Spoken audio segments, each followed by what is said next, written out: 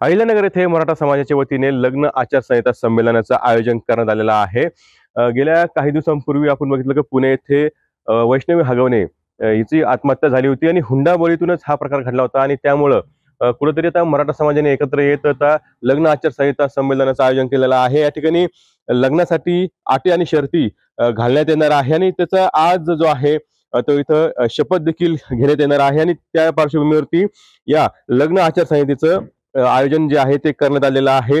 काही 2 ते 3 महिन्यापूर्वी आपण बघितलं की या ठिकाणी एक सभा देखील झाली होती आणि त्या सभेत हा निर्णय घेण्यात आला होता आणि आज कुठेतरी ह्या आचारसंहितेचा प्रचार प्रसार व्हावा यासाठी या संमेलनाचं आयोजन करण्यात आलं आहे।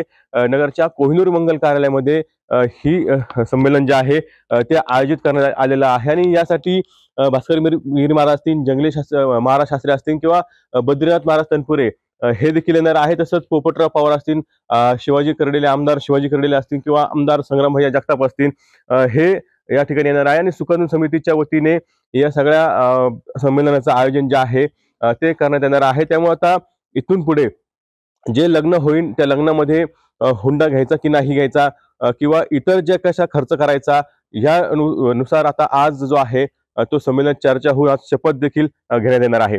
कॅमेरा क्रमांकासह कुणाल जायकर, TV9 मराठी, अहिल्यानगर।